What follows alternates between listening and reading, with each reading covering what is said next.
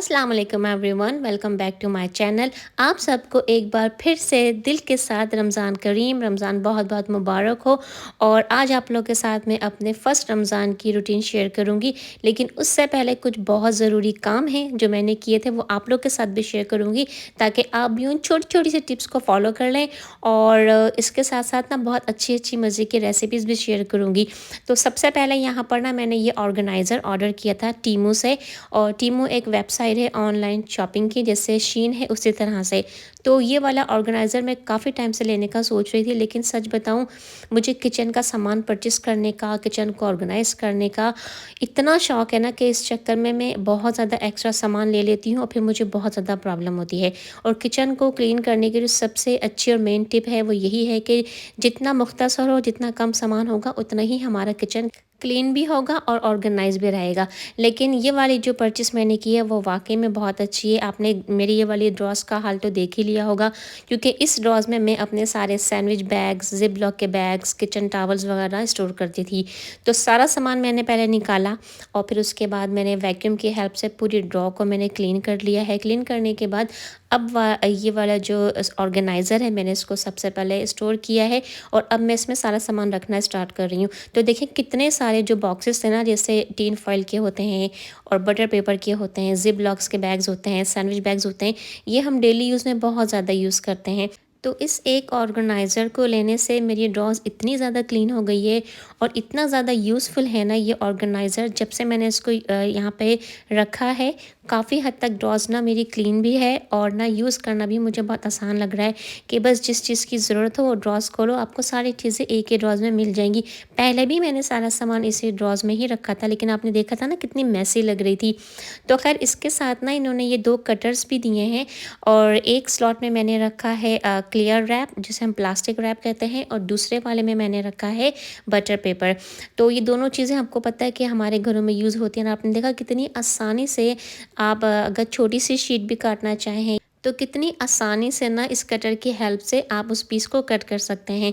तो एक वाले जो स्लॉट था उसमें तो मैंने रखे हैं सैंडविच बैग, एक में मैंने रखे हैं जिप लॉक के बैग्स, और एक में मैंने जो छोटे वाले जो फेशियल टिश्यूज़ होते हैं ना, मैंने वो रख दिए हैं, क्योंकि कभी कभार हमें सिर्फ तो हाथ को ड्राई करने के लिए ना वो चाहिए होते हैं, वो रख दिए थे। और जो बड़ा वाला जो जिप लॉक के बैग्स है ना, उसमें मैंने थोड़े से जिप लॉक के बैग्स है जो फुल साइज़ के होते हैं वो रख दिए थे। और साथ में जो किचन टॉवल्स जो कट करके मिलते हैं ना मार्केट में, मैंने वो रख दिए थे। और साथ में ही थोड़ी सी जगह थी, तो यहाँ पे मेरे पास इस सिलिकॉन के मिटन्स हैं जो मैं बेकिंग वगैरह के लिए यूज़ करती हूँ, तो वो मैंने रख दिए थे। तो एक एक ऑर्गेनाइज़र की वजह से ड्रॉज इतनी अच्छी लग रही थी, इतनी क्लीन हो गई थी। तो मैं आप लोगों से भी यही कहूँगी, रमज़ान तो अल्हम्दुलिल्लाह स्टार्ट हो चुके हैं, लेकिन अगर आपको भी किचन का कोई कॉर्नर, कोई कैबिनेट क्लीन करना है तो आप आराम से कर लें, क्योंकि अभी सिर्फ शुरुआत हुई है और बहुत सारा काम हमें एक साथ नहीं करना है, थोड़ा थोड़ा करके हमें काम स्टार्ट करना है, क्योंकि रमज़ान में हमें बहुत सारी इबादतें करनी है और वो सारे काम करने हैं जो हम आम डेली रूटीन में नहीं करते। तो उसके बाद सबसे इम्पॉर्टेंट यहाँ पे मैं काम कर रही हूँ वो है सारे मसालों को ग्राइंड करके रखना। और मैं जितने भी मसाले लेके आती हूँ, कोशिश मेरी यही होती है कि मैं होल स्पाइसेस लेके आऊँ और घर में ही उनको ग्राइंड कर लूँ। यकीन जानिए, अगर आपने एक दफ़ा ये काम करना स्टार्ट कर दिया ना, तो आपको बाहर के जो पाउडर के जो रेडीमेड मसाले होते हैं वो बिल्कुल भी अच्छे नहीं लगेंगे। तो यहाँ पे मैंने पहले धनिए को बिल्कुल पाउडर बना लिया, क्योंकि सालन वगैरह में यूज़ करने के लिए। और यहाँ पर दूसरा धनिया मैं हल्का सा ना दरदरा करके रख रही हूँ, क्योंकि मैं रमज़ान में और आम दिनों में कबाब्स बहुत बनाती हूँ, तो उसमें जो सूखा धनिया होता है ना, जो हल्का सा क्रश किया हुआ होता है, वो बहुत ज़्यादा यूज़ होता है। और इसके अलावा जब मैं पकोड़े बनाती हूँ उसमें भी ना हल्का सा कुटा हुआ धनिया मैं ये वाला ना यूज़ करती हूँ, जिससे पकोड़े बहुत मज़े के बनते हैं। इसके साथ साथ जो कुटी हुई मिर्चें होती हैं उसको भी मैंने थोड़ा सा ना बारीक पीस के रख लिया है, क्योंकि जब हम चाट वगैरह बनाते हैं ना, चना चाट बनाएं या दही बड़े बनाएं, तो उसमें जब आप ये कुटी हुई मिर्चें ऊपर से डालेंगे ना, बहुत मज़े की लगती हैं। और ये वो काम है और जो हम पहले से अगर करके रख लेना, तो पूरा रमज़ान आसानी से गुजर जाएगा और मसाले भी हमारे पास फ्रेश होंगे, पिसे हुए घर में रखे हुए होंगे। इसके साथ साथ मैंने और भी सारे जार्स ना वॉश करके रखे थे, जब वो ड्राई हो गए थे तो उसमें सारी चीज़ें डाल दी थी। जैसे तुख्म लंगा था, आपको पता है तुख्म लंगा का इस्तेमाल कितना ज़्यादा होता है रमज़ान में, और उसके हेल्थ बेनिफिट भी बहुत ज़्यादा हैं।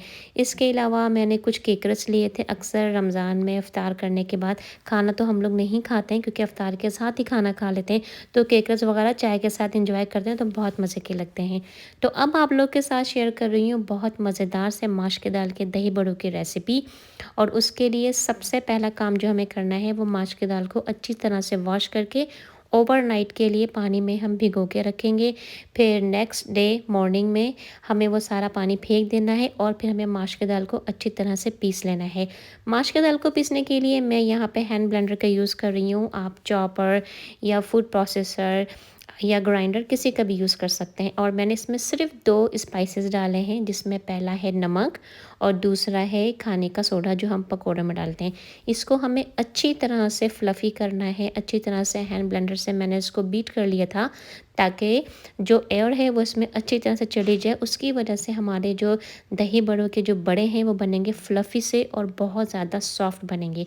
और कोशिश कीजिएगा कि आप इसको मीडियम फ्लेम पे फ्राई करें, बहुत ज़्यादा हल्की आंच पे फ्राई नहीं करेंगे, वरना जो पकोड़े हैं दही बड़ों के जो बड़े हैं वो बहुत ज़्यादा ऑयल अब्ज़ॉर्ब कर लेंगे। तो और दूसरा काम आप ये कीजिएगा कि जब आप पकोड़े कढ़ाई में डालें तलने के लिए, कोशिश कीजिएगा कि आप हाथ से डालें। जब आप हाथ से डालेंगे तो हमारे जो बड़े हैं वो बहुत गोल गोल से फ्लफ़ी से बनेंगे। यहाँ पे जो मेन सीक्रेट है दही बड़ों को बहुत मज़ेदार, लाजवाब, अनोखा बनाने का, वो ये है कि हमें इनको फ्राई करने के बाद जब ये रूम टेम्परेचर पे आ जाएंगे तो हमें पानी में डालना है। पानी में डालने के बाद तकरीबन 10-15 मिनट्स के लिए बहुत हल्के से नरम हाथों के साथ इनका पानी निकाल के इनको एक ट्रे में रख देंगे। आपने बहुत सारी रेसिपीज़ देखी होंगी, उसमें यही बताया गया है कि बस बड़ों को फ्राई करें और जब वो ठंडे हो जाएँ तो उनको फ्रीज़र में डाल दें। वो रेसिपी आई एम श्योर आप सब ने ट्राई की होगी, लेकिन आप एक दफ़ा इस रमज़ान में मेरी ये वाली दही बड़ों की रेसिपी ज़रूर ट्राई करें। इस वाली रेसिपी को फॉलो करने से आपके जो बड़े बनेंगे बहुत ज़्यादा सॉफ्ट होंगे और बहुत ज़्यादा मॉइस्ट होंगे। और जब हम कुक करने के बाद इनको पानी में सोक करके फ्रीज़ करेंगे तो अंदर तक जो दही बड़े हैं ना वो बिल्कुल सॉफ्ट रहेंगे। और जब नेक्स्ट डे या फ्रीज़ करने के बाद हम कभी भी आपको ज़रूरत पड़ेगी तो बहुत जल्दी से झटपट से दही बड़े बन जाएंगे और नहायत ही नरम और सॉफ्ट बनेंगे। तो अब यहाँ पे मैं आप लोग के साथ ना मीठी चटनी की रेसिपी शेयर कर रही हूँ। इसके लिए मैंने इमली को जितनी भी आपको ज़रूरत हो, जितनी आपको बनानी हो उतनी आप इमली पानी में भिगो के रख दें। और फिर एक पैन में ज़ीरा लेंगे, साबुत ज़ीरा और साबुत वाली गोल लाल मिर्चें, उसको ड्राई रोस्ट कर लेंगे। हल्का सा ड्राई रोस्ट करेंगे कि अच्छी सी उसमें से खुशबू आनी स्टार्ट हो जाए। और फिर जो इमली का जो हमने पेस्ट बना के रखा था, जो पल्प निकाल के रखा था, उसमें ये दोनों चीज़ें डाल के अच्छी तरह से हम इसको पीस लेंगे। पीसने के बाद थोड़ा सा हम इसको रनी रखेंगे, पतला रखेंगे, क्योंकि हमें इस चटनी को पकाना है। तो जब हम इस चटनी को हल्का सा कुक करेंगे तो इस चटनी की जो शेल्फ़ लाइफ है वो भी बढ़ जाएगी, इसका कलर भी बहुत अच्छा हो जाएगा और फ्लेवर भी बहुत अच्छा हो जाएगा। इस चटनी को थोड़ा सा हेल्दी बनाने के लिए इसमें मैंने यूज़ किया है गुड़, जैगरी मैंने यूज़ की है और थोड़ी सी मैंने इसमें चीनी डाली है। अब गुड़ या चीनी आप जो डालना चाहें, जो आप प्रेफर करना चाहें वो आप इसमें ऐड कर सकते हैं। मैंने दोनों चीज़ें डाली हैं। इस चटनी को आप बहुत ज़्यादा वेरिएशंस के साथ बना सकते हैं। अगर आप चाहें तो इसमें खजूर भी ऐड कर सकते हैं, अगर आप चाहें तो आलू बुखारे भी इसमें ऐड कर सकते हैं। लेकिन ये बहुत सिंपल सी चटनी बनती है और बहुत मज़े की बनती है। आप इसको पकौड़ों के साथ, समोसों के साथ, दही बड़ों के साथ एंजॉय कर सकते हैं। एक छोटा जार तो मैंने फ्रिज में रख दिया और बाकी जो बची थी उसको मैंने ज़िप लॉक के बैग में डाल के फ्रीज़ कर दिया है। ये 5 से 4 मंथ तक बिल्कुल सेफ़ है, आप आराम से इसे यूज़ कर सकते हैं। और अब देखें ये जो फ्रोज़न जो हमने दही बड़ों के बड़े बना के रखे थे, इसको दोबारा मैंने निकाला है तकरीबन 30 मिनट्स के बाद, जब ये रूम टेम्परेचर पे आ गए थे। अब इसको मैंने पानी में सोक करके रखा है और दही के अंदर मैंने डाला है मिल्क और डाला है नमक और मैंने चीनी नहीं डाली। अगर आप चाहें तो दही में चीनी भी डाल सकते हैं अपने टेस्ट के हिसाब से। और छोलों को पहले से ही ना मैं बॉईल करके रख लेती हूँ ज़िप लॉक के बैग्स में फ्रीज़र में डाल के। बहुत अच्छी टिप है, इससे भी हमारी जो टाइम है बहुत ज़्यादा सेव होता है रमज़ान में। और जो दही बड़े हमने पानी में सोक करके रखे थे वो इस दही में ऐड कर देंगे।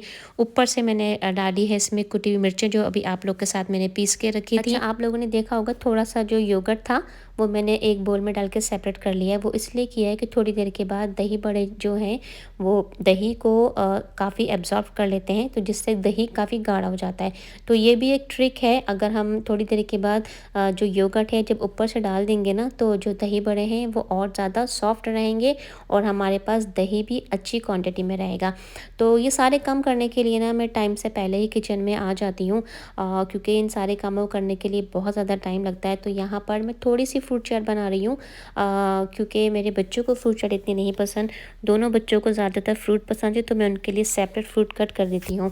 तो कोशिश मेरी ये होती है कि इफ्तार से एटलीस्ट 10 टू 15 मिनट्स पहले मेरे सारे काम हो जाएँ और हम सब घर वाले बैठ के वो जो आखिरी का बहुत कीमती जो आखिरी के 10 टू 15 मिनट्स होते हैं इफ्तार से पहले, उसमें हम बहुत सारी दुआएँ कर सकें। और मैं आप लोगों से भी यही शेयर करूँगी, इतना कीमती टाइम होता है, कोशिश ये करें कि किचन में पहले जाएँ और इफ्तार से पहले ही हमारे सारे जो काम हैं वो हो जाएँ।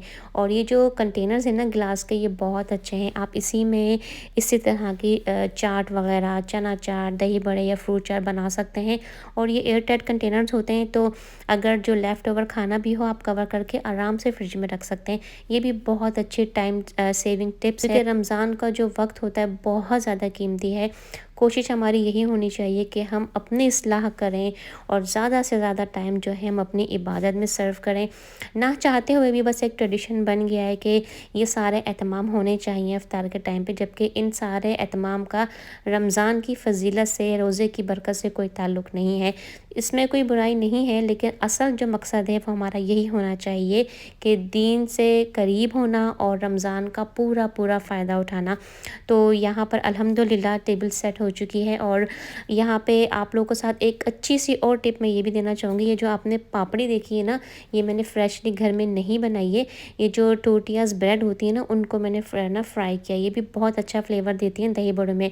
यहाँ पर देखें दही बड़े कितने सॉफ्ट हैं। और ये जो पापड़ी बनती है ना, जो मैंने आप लोगों के साथ टोटिया ब्रेड की शेयर की है, बहुत मज़े की बनती है। आप इस पापड़ी को दही बड़ों के साथ, चना चाट के साथ या और डिफरेंट चाट्स के साथ भी यूज़ कर सकते हैं।